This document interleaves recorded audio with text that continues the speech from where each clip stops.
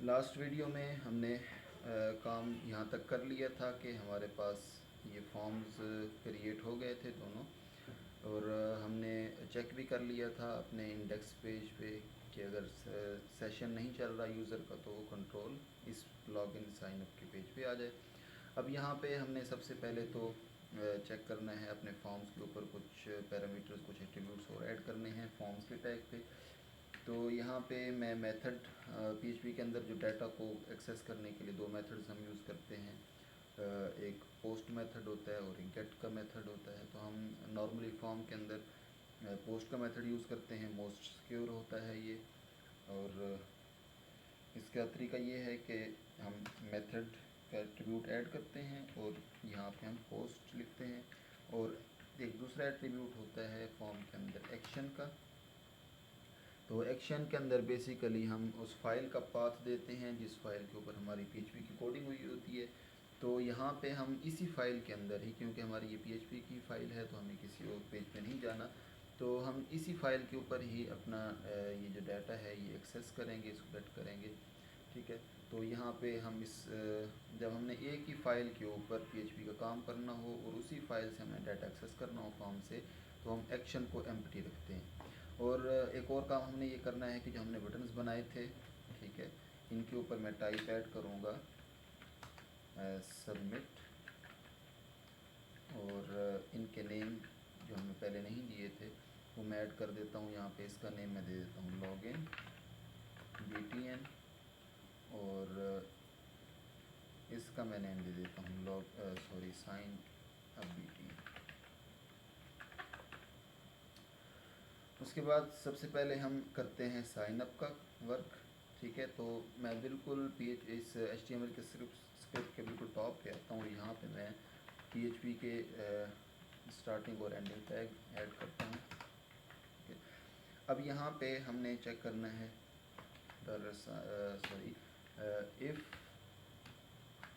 इस सेट का मतलब होता है कि कोई एक्शन परफॉर्म हुआ, उसको कोई इवेंट जनरेट हुआ है या नहीं हुआ, तो उसको चेक करने के लिए हम इस सेट यूज़ करते हैं।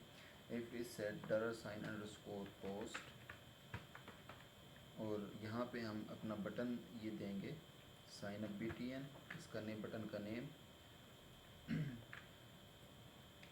तो इस लाइन का बेसिकली मतलब ये है कि हम चेक कर रहे हैं कि अगर पोस्ट के मेथड से साइन अप वो बटन जिसका नेम साइन अप है, साइन अप BTN है, अगर वो प्रेस हुआ है, ठीक है, उसके ऊपर कोई एक्शन परफॉर्म हुआ है, तो कंट्रोल इसके अंदर आ जाए।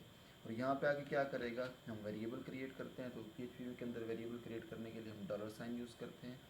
ठीक है। तो हमने सबसे पहले यूज़र का यूज़र नेम एक्सेस करना है, उसके बाद उसका ईमेल लेना है और उसके बाद उसका पासवर्ड लेना है। ठीक है। हमारे पास ये तीन फील्ड्स हैं, यूज़र नेम, ईमेल, पासवर्ड। और हम इनको इसका जो डाटा होगा वो इनके नेम से एक्सेस करेंगे, यूज़र नेम, ईमेल और पासवर्ड। तो $_post के मेथड से यूज़र नेम, यहाँ पे जो यूज़र नेम हमने लिखा है ये बेसिकली इस यूज़र नेम इनपुट फील्ड का नेम है। तो जिस इनपुट फील्ड का नेम आप का डाटा आप एक्सेस कर रहे हैं, उसकी वैल्यू एक्सेस कर रहे हैं, उसका जो आप नेम देंगे वो आप यहाँ पे यूज़ करेंगे। ठीक है। उसके बाद दूसरी हमें ईमेल चाहिए। तो $_post, ये $_post मेथड है, फंक्शन है PHP का, जिसके थ्रू हम डाटा एक्सेस कर रहे हैं। ठीक है। क्योंकि हमने यहाँ पे इसको पोस्ट का मेथड दिए। तो यहाँ पे ईमेल है इसका नेम, तो यहाँ पे मैं इसको ईमेल दूँगा। उसके बाद सेम इसी तरह पासवर्ड हमारे पास आएगा। ठीक है। और हमने यहाँ पे इसको दिया था इसका नेम पासवर्ड, तो यहाँ पे पासवर्ड ऐड कर देता हूँ। ठीक है। और उसके बाद हमने क्या करना है कि जस्ट क्यूरी ऐड करनी है। ठीक है। लेकिन क्यूरी लिखने से पहले हमें क्या करना पड़ेगा, अपने डेटाबेस से कनेक्शन बनाना पड़ेगा। तो यहाँ पे मैं कनेक्शन क्रिएट करता हूँ।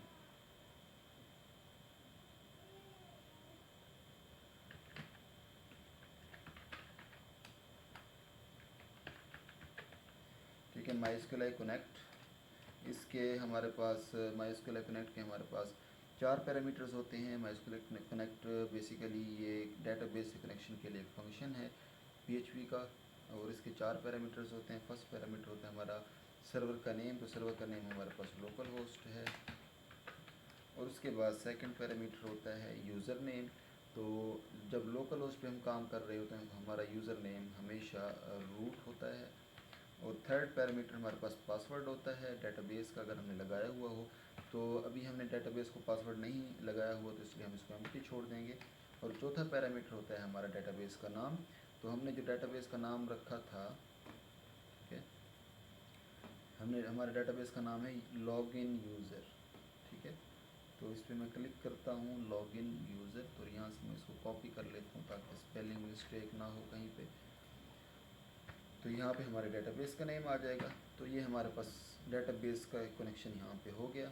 अब हमने क्या करना है कि हमने क्यूरी एग्जीक्यूट करवानी है। तो क्यूरी लिखने का तरीका ये है कि हमारे पास क्यूरी एग्जीक्यूट करने के लिए हमारे पास फंक्शन होता है MySQLi अंडरस्कोर क्यूरी, और इसके 2 पैरामीटर होते हैं। फर्स्ट पैरामीटर होता है डेटाबेस का कनेक्शन, तो हम उसको यहाँ पे कनेक्शन का वेरिएबल पास कर देंगे जिस वेरिएबल के अंदर हमने डेटाबेस का कनेक्शन किया हुआ है। तो फर्स्ट पैरामीटर कनेक्शन होता है डेटाबेस का, और सेकंड पैरामीटर इसका क्यूरी होती है, वो क्यूरी जिसके थ्रू हमने डेटाबेस में डाटा इंसर्ट करना है, डिलीट करना है, अपडेट या एक्सेस करना है, उसको सेलेक्ट करवाना है। किसी तरह की भी क्यूरी हो सकती है, ठीक है। तो सेकंड पैरामीटर क्यूरी होती है। तो यहाँ पे हमने डाटा इंसर्ट करवाना है, तो मैं यहाँ पे लिखता हूँ इंसर्ट इनटू। अब इंसर्ट इनटू यहाँ पे हमने टेबल का नाम देना है, तो हमारे टेबल का नेम है यूज़र्स, ठीक है। तो यहाँ पे हम यूज़र्स लिखेंगे, और उसके बाद हमने यहाँ पे अपने जो टेबल के अंदर हमारे कॉलम्स के नेम हैं, ठीक है। यूज़र्स में क्लिक करता हूँ तो यूज़र आईडी है, यूज़र नेम है, यूज़र ईमेल है, यूज़र पासवर्ड है।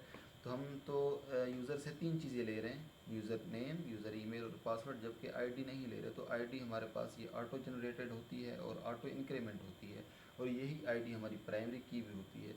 तो इसके अंदर हम डाटा पुट नहीं करते क्यूरी के थ्रू, तो ये यहाँ पे इसके अंदर जितना भी डाटा आएगा 1 2 3 या इंटीजर की फॉर्म में, वो ख़ुद ब खुद ही ऑटो इंक्रीमेंट होता जाएगा हर रिकॉर्ड के साथ।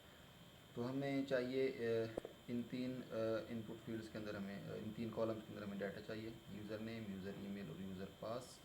तो यहाँ पे मैं वही दूंगा, यूज़र नेम, यूज़र ईमेल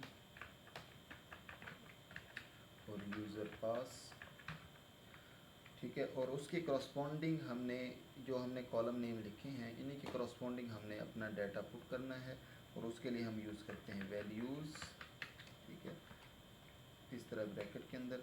और यहाँ पे हमने इन्हीं के करस्पॉन्डिंग हमने यहाँ पे अपने ये 3 वेरिएबल पास करने हैं, ठीक है। यूज़र नेम है तो हमें पहले फर्स्ट यहाँ पे यूज़र नेम का वेरिएबल देना पड़ेगा। तो यहाँ से मैं ये वेरिएबल कॉपी करता हूँ, और यहाँ पे ये हम वेरिएबल क्यूरी के अंदर सिंगल कोट में देते हैं, ठीक है। सिंगल कोट में ये वेरिएबल दिया, उसके बाद कॉमा, जिस तरह हमने यहाँ पे कॉमा यूज़ किया था। उसके बाद हमें यूज़र ईमेल देना है, तो ये ये ईमेल है उसका, तो यहाँ पे दोबारा सिंगल कोट $ईमेल, और उसके बाद दोबारा सिंगल कोट और $पास। उसके बाद क्यूरी के एंड पे हम सेमीकोलन ऐड करते हैं, और यहाँ पे हम चेक कर लेते हैं इफ़ $क्यूरी, ठीक है। इफ़ के अंदर मैंने जस्ट क्यूरी का वेरिएबल दिया, ये चेक करने के लिए कि क्यूरी एग्जीक्यूट हुई या नहीं हुई। अगर तो क्यूरी एग्जीक्यूट हो जाती है तो हमें इको करा दे। इको का मतलब प्रिंट होता है, जिस तरह हम बाकी लैंग्वेजेस के अंदर कोई चीज़ प्रिंट करवाते हैं, ठीक है। तो PHP के अंदर हम इको का कीवर्ड यूज़ करते हैं, ठीक है। तो यहाँ पे मैं कर देता हूँ इको यू आर रजिस्टर्ड, ठीक है जी। और एल्स के अंदर हम इसको देते हैं इको, हम इको करेंगे। अगर तो क्यूरी नहीं चलती तो हमें शो करवा दे कि कौन सा एरर आया है। तो उसके लिए हमारे पास एक PHP का डिफ़ॉल्ट फंक्शन होता है MySQLi एरर और इसका एक पैरामीटर होता है डेटाबेस का कनेक्शन। ठीक है जी, इसको मैं सेव करता हूँ। ठीक है, और जाता हूँ अपने फाइल्स पे। ठीक है, अब यहाँ पे हमने ये काम किया हुआ है, तो मैं ये यूज़र नेम देता हूँ उमर, उसके बाद यूज़र में इसका ईमेल देता हूँ umar@gmail.com, और इसका पासवर्ड मैं ऐड करता हूँ 123456। ठीक है, और रजिस्टर पे क्लिक करता हूँ तो यहाँ पे आप ऊपर देख सकते हैं कि क्या हमारे पास मैसेज आया है, यू आर रजिस्टर्ड। तो इसका मतलब ये है कि हमारा डाटा जो है वो डाटाबेस में टेबल के अंदर इंसर्ट हो चुका होगा। मैं इस यूज़र पे क्लिक करता हूँ तो आप यहाँ पे देख सकते हैं कि यूज़र आईडी 1 है, यूज़र नेम उमर है, यूज़र ईमेल umar@gmail.com, और हमने जो पासवर्ड दिया था 123456, ये हमारे पास यहाँ पे पासवर्ड आ गया। अब फॉर एग्ज़ाम्पल मैं इसी को यहाँ पे उमर है, इसी को मैं दोबारा कर देता हूँ umar@gmail.com, और दोबारा इस पर क्लिक करता हूँ तो इसने दोबारा वही मैसेज दे दिया, यू आर रजिस्टर्ड। ठीक है, और यहाँ पे मैं डेटाबेस में चेक करूँ तो यही रिकॉर्ड जो ऊपर दिया हुआ है नीचे आकर डुप्लिकेट हो गया। ठीक है, तो अब यहाँ पे प्रॉब्लम ये है कि हमारे पास डेटाबेस में डुप्लिकेशन से हम बचने के लिए हम वैलिडेशन यूज़ करते हैं। ठीक है, तो मैं इस सेकंड रिकॉर्ड को डिलीट कर रहा हूँ और यहाँ पे हमने क्या करना है, PHP के अंदर आके यहाँ पे हमने चेक करना है। ठीक है, हम यहाँ पे चेक का एक मैं वेरिएबल क्रिएट करता हूँ। हम यहाँ पे क्यूरी लगा के दोबारा चेक करेंगे, मतलब डाटा इंसर्ट करने से पहले हम चेक करेंगे कि क्या ये यूज़र पहले से रजिस्टर्ड है या नहीं है। ठीक है, तो यहाँ पे चेक का मैंने वेरिएबल बनाया, उसी तरह दोबारा मैं क्यूरी ऐड करूँगा, MySQL क्यूरी, और इसी तरह इसके 2 पैरामीटर्स हैं, कनेक्शन है डेटाबेस का और दूसरे क्यूरी है। तो मैं यहाँ पे करता हूँ सेलेक्ट स्टैटिक फ्रॉम यूज़र्स। ठीक है, टेबल का नाम मैं सिलेक्ट करवा रहा हूँ, select static from users where user name is equal to, यहाँ पे ये यूज़र नेम ये कॉलम का नेम है डेटाबेस के अंदर, और यहाँ पे हम देंगे इसको अपना वेरिएबल ये वाला जो ऊपर से आ रहा है यूज़र नेम, और दूसरी चीज़ हम चेक करेंगे उसका email and email user email equals to $email। ठीक है, अब हमने क्यूरी में क्या कहा है, उसको हमने वो डाटा सेलेक्ट करवाया है जिस यूज़र्स में से जिसका यूज़र नेम ये वाला यूज़र नेम हो जो फॉर्म से आ रहा है, और जिसका ईमेल वो वाला हो ये जो ईमेल यहाँ से आ रहा है। ठीक है, तो अब हमने यहाँ पे चेक करना है इफ़ लगा के, उसी तरह यहाँ पे हम एक फंक्शन यूज़ करेंगे नंबर ऑफ़ रोज़ का, कि चेक कर लेते हैं कि उसने कितना डाटा फेच किया या उसको कितने रिकॉर्ड मिले। तो उसके लिए हम फंक्शन यूज़ करते हैं PHP का MySQL नम ऑफ रोज़, और इसका एक पैरामीटर होता है वो क्यूरी। तो हमारा क्यूरी का इस टाइम हमने जो क्यूरी लिखी हुई है वो चेक के वेरिएबल में है। ठीक है, और ये ग्रेटर देन 0 हम क्या चेक कर रहे हैं कि if MySQL number of rows check, कि अगर क्यूरी जब एग्जीक्यूट होगी उसको जितने रिकॉर्ड्स मिलेंगे वो इस चेक के वेरिएबल के अंदर आ जाएंगे। एक रिकॉर्ड मिला या उसको 10 रिकॉर्ड मिले या 0 रिकॉर्ड मिले तो चेक के अंदर वो स्टोर हो जाएंगे। तो यहाँ पे हमने चेक कर लिया कि अगर उसको नंबर ऑफ़ रोज़ जो उसको मिली हैं जो इस वेरिएबल के अंदर हैं अगर वो ग्रेटर देन 0 हैं तो इसका मतलब ये है कि उसका रिकॉर्ड ऑलरेडी पड़ा हुआ है। तो इसलिए हम यहाँ पे उसको इको करा देंगे यू आर ऑलरेडी रजिस्टर्ड।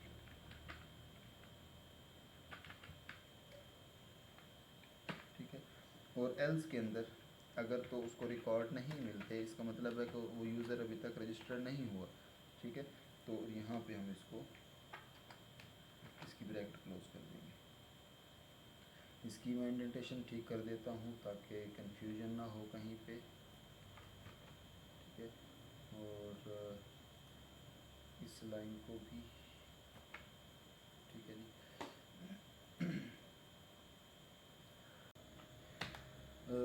और इससे पहले हम एक और चीज़ भी चेक कर लेते हैं यहाँ पे कि अगर क्यूरी चल रही है तो ये काम करे साइन चेक। अगर क्यूरी चल रही होगी तो ये कंट्रोल अंदर आएगा, अगर क्यूरी नहीं चल रही तो हमें एरर शो करा दे, इको